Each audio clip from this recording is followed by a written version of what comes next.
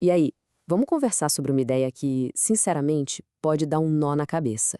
A possibilidade de que tudo o que a gente conhece, o nosso universo inteiro, seja, na verdade, uma simulação de computador. O que um dia foi só papo de ficção científica, hoje é uma das discussões mais sérias rolando por aí. Vamos entender o porquê. Sabe aquela sensação, às vezes, quando a gente olha para o céu à noite e pensa: será que isso tudo aqui é de verdade? Aquela dúvida se a gente não é só um personagem num jogo cósmico gigante? Pois é. É essa sensação que dá o pontapé inicial na nossa exploração de hoje. Exato. O que antes parecia coisa de filme tipo Matrix, hoje está na mesa de debate de gente muito séria, de ganhadores de prêmio Nobel a gigantes da tecnologia e os físicos mais brilhantes que existem. Não é mais só uma viagem.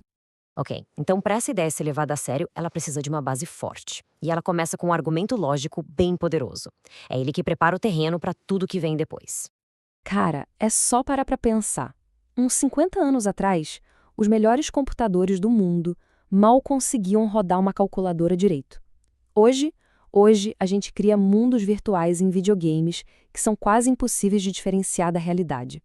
A lei de Moore é basicamente isso, essa aceleração absurda. Daqui a algumas décadas, quem sabe a gente não consiga simular planetas inteiros, com tudo dentro. E é aqui que a coisa fica interessante, com uma lógica brilhante do filósofo Nick Bostrom. Pensa comigo. Se civilizações avançadas podem e querem rodar simulações dos seus antepassados, então o número de universos simulados seria muito, mas muito maior do que o único universo original. Matematicamente, as chances da gente estar justo nesse único universo original seriam minúsculas. É isso aí. Essa é a chance que o Elon Musk dá pra gente não estar na tal realidade base. É uma aposta e tanto, né? Mas ela se baseia nesse peso estatístico. Para cada universo real, poderiam existir milhões, talvez bilhões de universos simulados. Mas, beleza, a lógica é uma coisa. E as provas? Se o nosso universo for um programa de computador, ele deve ter, sei lá, umas falhas, umas pistas no código, certo? Então, bora dar uma de detetive e procurar por elas. E de forma surpreendente, a mecânica quântica parece mostrar exatamente isso. No nível mais fundamental, a energia, o espaço, até o tempo, nada disso é contínuo. Tudo tem uma resolução mínima, um limite. É como se a nossa realidade fosse literalmente pixelada. A diferença é gritante. A gente esperava um universo lisinho que pudesse ser dividido infinitamente. O que a gente achou? Uma realidade granulada, com um limite bem definido. Isso se parece muito, muito mesmo com a forma que uma simulação digital precisaria funcionar para economizar processamento. E essa ideia de economizar recursos nos leva para um conceito de programação chamado lazy valuation, ou avaliação preguiçosa. A lógica é bem simples. Por que gastar poder de processamento com algo que ninguém está vendo? Os videogames modernos fazem isso o tempo todo para não travar. E aqui a conexão é de explodir a cabeça. Isso soa exatamente como o famoso problema da medição da física quântica. As partículas só assumem um estado definido quando alguém as observa. Antes disso, elas são só uma nuvem de possibilidades. É como se o universo pensasse: não preciso calcular o estado exato dessa partícula agora, ninguém está olhando. E as pistas não param por aí, não. O simples fato de que o nosso universo pode ser perfeitamente descrito pela matemática, isso faz todo sentido se ele for literalmente feito de matemática, ou seja, de código.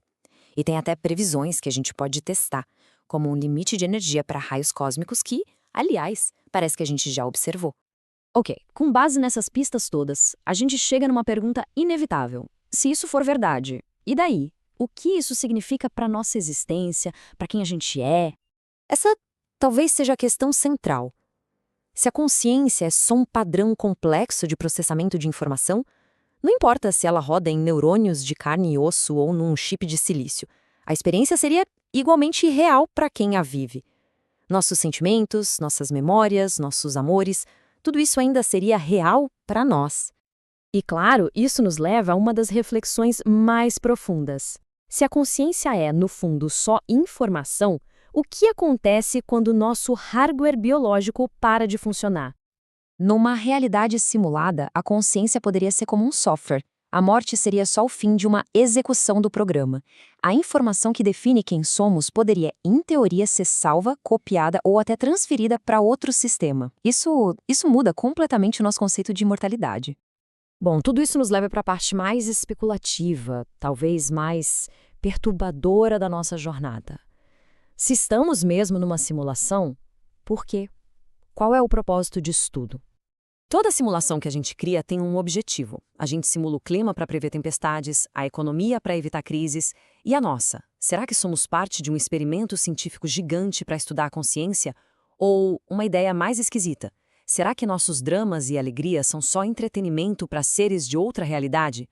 A possibilidade de sermos uma simulação criada pelos nossos próprios descendentes para eles saberem como o passado foi também é fascinante. E aqui a gente chega num nível que dá um nó no cérebro. E se o próprio fato de estarmos tendo essa conversa agora, de estarmos chegando perto de talvez testar essa hipótese, e se isso não for um acidente? E se for um evento programado? Tipo, o momento em que os personagens da história percebem que estão numa história.